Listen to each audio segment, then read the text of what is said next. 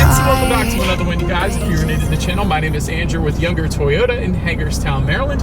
For more information on our inventory, please feel free to check out the link in the description box below. So today we are in the brand new 2026 Toyota Tundra, because specifically the 1794 edition, because this one commemorates the founding of the Texas ranch located in San Antonio, where they currently produce the Tundra, which I personally think is pretty cool. And because of that, there's a ton of Western styling in this particular one as well. Still get 2 years or 25,000 miles of complimentary maintenance to save you a little bit of money up front there as well. So ultimately in this video we will be testing out and going over everything about this one. So having said that, what do you guys say? Let's just go ahead and jump right into it. And as always, let's start with pricing. So there's essentially three different configurations for the 2026 Tundra 1794 edition. You got the 4x2 5.5 foot bed starting at $64,380, which is a whopping $20 bump from the 2025 model year. I think that's the lowest bump in price I have seen so far this year. That's pretty cool. Then you got the 4x4 5.5 foot bed for $67,380,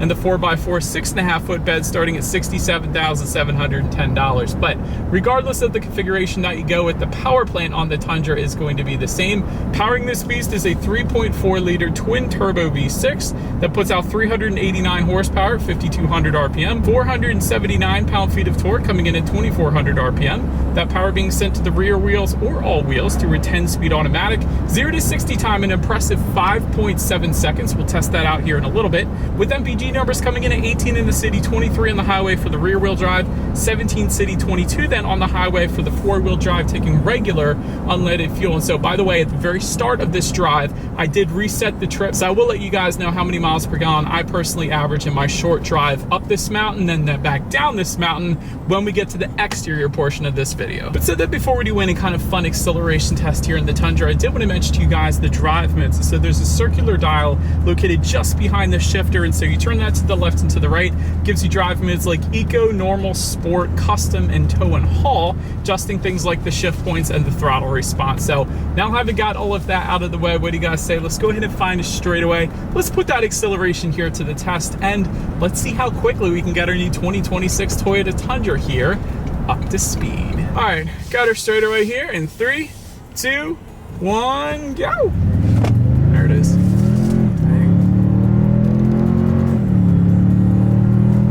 60.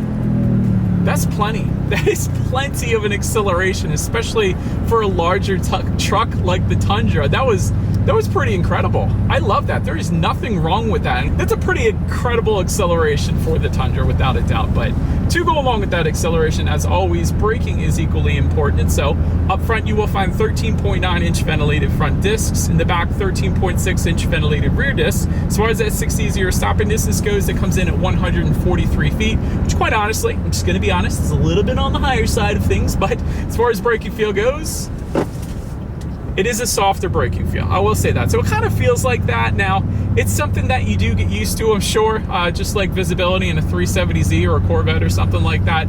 It's the more you drive a vehicle, the more you get used to it. So it really shouldn't be that big of an issue. But having said that, it's pretty much a truck braking feel, I'll just put it that way. But then touching on suspension and handling, up front you're going to get an independent double wishbone type front suspension.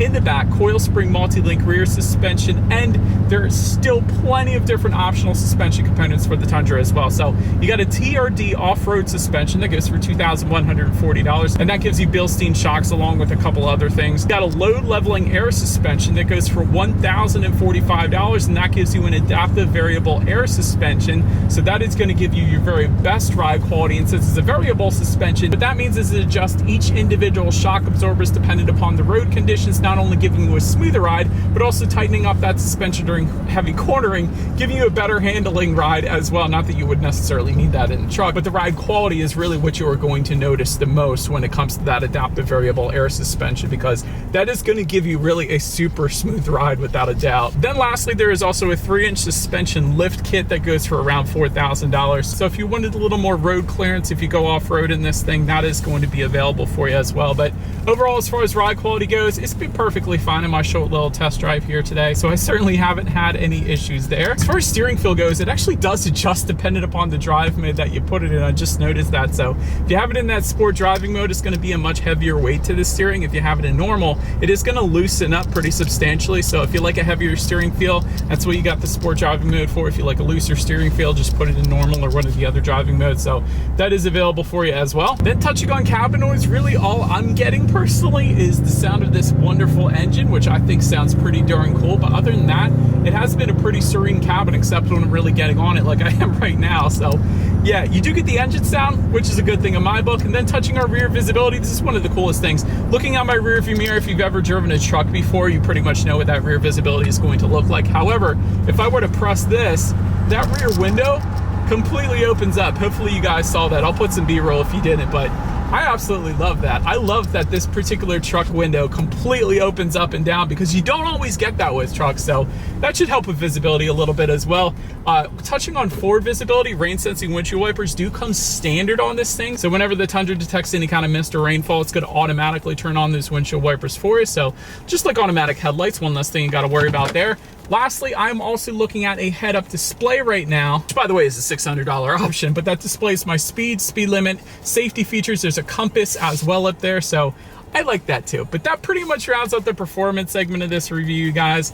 Let's now go ahead and take a look at the exterior of our brand new 2026 Toyota Tundra. All right, so here she is, you guys, the new 2026 Toyota Tundra 1794 edition, finished in Lunar Rock. That is the color that you are currently looking at. My wife absolutely loved this color on all Toyotas, really. So therefore, I think it's pretty cool. But as always, let's go ahead and start with where the Tundra is made. Taking a look at the VIN, first character is the number 5, indicating that the Tundra is built and assembled in the US, specifically, like I said at the beginning of the video, San Antonio, Texas, of course. But starting up front, you will find a brushed aluminum grille. This is going to be the same grille as the Platinum trim level. You're going to get active grille shutters behind that front grille, meaning they are going to open and close dependent upon the engine cooling that is needed at any given time. Got some chrome Tundra lettering. Actually, I'll get up a little bit closer so I can show that to you guys. That is at the very bottom portion of that front grille, and then to the sides you guys can see we got some LED fog lights, so that is pretty cool as well. LED headlights though do come standard with LED daytime running lights. You get the automatic feature with those. You also get automatic high beams. So if you have your high beams on at night and it senses a vehicle coming in the opposite direction, it's going to automatically dim them back to low beams. And when that vehicle is gone, it's going to automatically bounce it back up the high beams for you there. And then just underneath of the headlights, those little black cutouts, that is going to be your front air curtains, helping direct air around the wheel and tire combination. But that pretty much rounds out the front end of the Tundra. Let's now go ahead and swing around to the side. All right, so now since we are around to the side of this one, starting kind of in the front there, you do have a gloss black A-pillar. That is something that all Tundra models do, so wanted to mention that. Chrome beltline molding does come standard. Rear privacy glass also standard. Got some trim level badging found on this front fenders. You guys can see the 1794 edition badging there. Taking a look at the side mirrors, they are chrome capped, power adjustable side mirrors. They will be heated with integrated turret signals. They're auto dimming, and you got the reverse gear tilt down feature as well, so you don't run over a bicycle or skateboard or whatever. You get the point. So that's pretty cool. Then taking a look down at the wheel setup, 20-inch machine finished alloys. I think they look absolutely amazing. I've always been a fan of the machine finish look over everything else, over silver painted, over gloss black. They are just the best looking wheels in my personal opinion.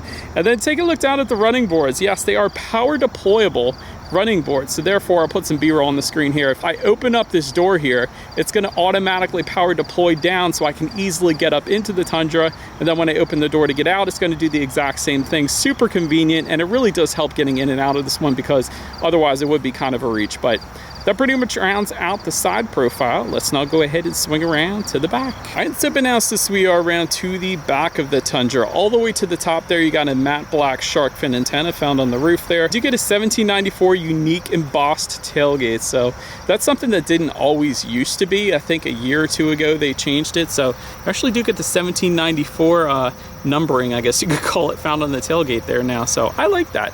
Also, forward 7-pin connectors, of course. And speaking of, when it comes to the towing capacity, that is going to be a max towing capacity of 11,050 pounds. That is for the 4x4 Crew Max 5.5 foot bed, in case you wanted the exact specs there. You're going to get a tailgate assist step. You guys can see that. I'll try to show you guys that on the B-roll as well. That's definitely very convenient there. And then just below it all, there is a single exhaust outlet with a chrome tip, kind of tucked underneath on the driver's side back there. So having said that, I do believe you guys know what we have to do next here. As always, here is that exhaust clip.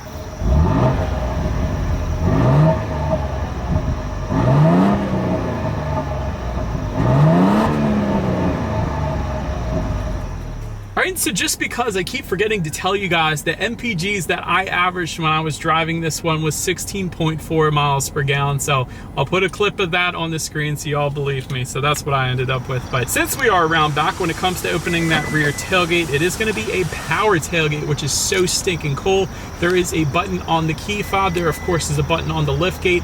And there is a secret 007 button within the taillight as well. So I love that way. That is very nice. But when you do open it up, of course, the tailgate assist step is going to pop out for you. Makes getting in this one super easy. But anyway, since we're in the bed here, 5.5 or 6.5 foot bed, like I keep saying, max payload capacity comes in at 1,665 pounds. There's a deck rail system back there. There's 4 adjustable tie-down cleats. There's aluminum reinforced composite bed. You gotta love that. Integrated LED bed lighting. Gotta appreciate that as well. You actually get a 120 volt power outlet in the bed there as well. So definitely a lot going on back there. But now let's go ahead and make our way up to the rear seats, because this is really where it's at in the Tundra, believe it or not. It's like luxury setup back here. So 41.6 inches of rear legroom. That's almost S-Class good. That's a ton of rear legroom. For reference, I'm even 6 feet tall. This is how much space I had back there. 60/40 flip bench seats, by the way, so they do flip up if you needed extra space for a Great Dane or a Mastiff or whatever the case. There's rear under seat storage. There's rear ventilation, of course, rear USB charging ports, 120 volt power outlet. You get a rear center armrest with cup holders, of course. Rear window sunshades. I love that. So if you got kids in the back there, for when you go to like fast food, like a McDonald's or a Chick-fil-A, and you pull into the parking lot, the sun's going to be in one of their eyes, but you got the rear window sunshades for that. So that's so stinking cool. Heated and ventilated rear seats coming standard on the 1794, so you get to spoil them with that as well. And like I said earlier, there is that power opening rear window too. So everything you could possibly think of, the rear passengers got it made, especially with that rear legroom back there. But so then making our way up to the front seats, 10-way power adjustable front seats with 4-way power lumbar coming standard. You get power thigh extensions actually as well. Leather seating coming standard. You get memory settings for 2 different drivers found on the driver's side door here. Heated and ventilated seats coming standard up here as well, of course, since it came standard in the back. Overall, as far as seat comfort goes, it was actually perfectly fine in my short little test drive here today. They are plenty adjustable, so definitely did not have any issues there. Then take a look at the steering wheel. This thing is beefy. So it is tilt and telescoping. It is power adjustable, believe it or not. Of course, it's leather wrapped and it's actually heated as well. And like I said, the 10-2 grips on the thicker side, but even the bottom grip, the, what would it be, a 6 o'clock grip, absolutely mammoth. So I'm a fan of the steering wheel. But now let's go ahead and make our way to the startup. Let me start by showing you guys the key here. Got lock, unlock, the button to pop the rear tailgate, and the Toyota logo, of course. But it is all keyless entry with a push button start. So all I'm going to do here is simply put my foot on the brake and press that black engine start button located kind of by the driver's right knee there. And so once started up, when it comes to the gauges, what you guys are looking at is a 12.3-inch digital gauge cluster. Now, it does adjust slightly dependent upon the drive mode that you put it in. So for example, if you put it in this Sport S Plus driving mode here, it is going to be a little more red gauges with some gray and white accents, I guess. That is a pretty aggressive looking look there, so I like that. And if I were to put it in comfort or eco, let's say, obviously it is going to get rid of those red accents and replace them with blue accents for the eco. And I think it's just like basic gray accents for the normal, but it does adjust a little bit. I would have loved to have seen some completely different gauge looks, maybe completely change the load out entirely, not just the colors simply. So I don't know. It's okay though. It definitely looks good. I don't have any issues there. Of course, it gives you everything you need up there. Outside temperature, how many miles you have left until you hit empty. There's trip A, trip B, of course. So Gauges are done pretty well. I don't have any issues with them, but let's now go ahead and take a look at the interior quality, because the 1794 edition specifically does an amazing job with this. Panoramic roof does come standard, LED interior lighting also standard, overhead sunglass holder, that's pretty cool too. Auto dimming rear view mirror with HomeLink controls for up to 3 different garage doors there. You also get American walnut wood grain interior trim. So that's one of those specific to the 1794 edition. You got the 1794 etched into that wood trim just above the passenger side glove box there as well. And of course you got this saddle brown trim absolutely everywhere, saddle brown seats. Wireless phone charger located kind of just in front of the shifter and to the right there. You got dual zone climate control for both driver and passenger. Just behind all that, you got your dual cup holders, and then the wood finish surrounding all of that, of course. More wood finish on the center armrest here, and then within the center armrest, there's actually a ton, an absolute ton of space. You got coin holders in there, USB-A, USB-C, so ton of space within there as expected for a truck of this size. So yeah, like I said, the interior quality 100% on point. I'm not sure I would change anything. So it's done very well. Minus maybe some ambient lighting. I think that would look pretty cool. But let's now go ahead and make our way to the infotainment screen, because this screen is massive. It's a 14-inch color touchscreen display. Get Bluetooth and audio streaming, wireless Android Auto, Apple CarPlay. You can check out your driving statistics up there, along with your radio information, of course. So when it comes to the sound system, there's just one of them, but it should be pretty good. 12-speaker JBL sound system coming standard. So let's go ahead and turn on the radio. Let's see what we got playing this morning, and let's test out the clarity of this one.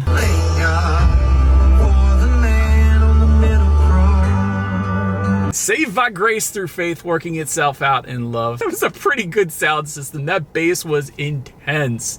So yeah, I was definitely feeling that sound system. Plenty of clarity, but the bass was really where it's at. I had a JBL subwoofer from my very first car back in the day. It was amazing because the bass was just absolutely crazy. So big fan of that sound system. The last thing I wanted to mention to you guys on the infotainment screen is when you do put the Tundra in reverse, you will find a rear view camera coming standard across the board. Also there to the right, you got the panoramic view monitor there as well, giving you that bird's eye view, letting you know what is completely all around you, which is always is going to lead us into safety. And so starting with the best part, the Tundra is an IIHS top safety pick. So wonderful start right there. Front side curtain airbags do come standard. You get driver and passenger knee airbags up front as well. In the back, you got latch, aka lower anchors and tethers for children for the rear car seats. Rear child door locks, tire pressure monitoring system, but also coming standard, Toyota Safety Sense 2.5. That gives you a pre-collision system with pedestrian detection, dynamic radar cruise control, lane departure alert with steering assist,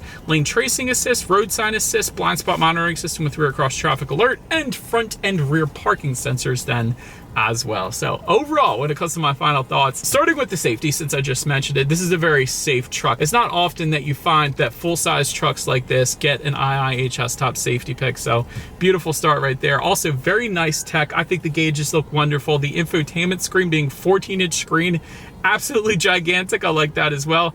Excellent interior quality. I love the saddle brown leather. I love all the wood trim, the American walnut authentic wood trim. That's pretty cool. Also plenty of power. 0 to 60, what did I say? 5.7 seconds. That's insanely respectable for a full-size pickup. That's about it for this one, you guys. Thank you so much for watching. Feel free to follow me on social media stuff at the bottom of the screen if you wanted to see what's coming next on the channel. Before it gets to YouTube, be sure to hit the subscribe and the bell notification button if you're into new car reviews, because that's what I've been doing here for 11 years now. I do appreciate you guys watching more than you know, and I will see you guys all in the next video.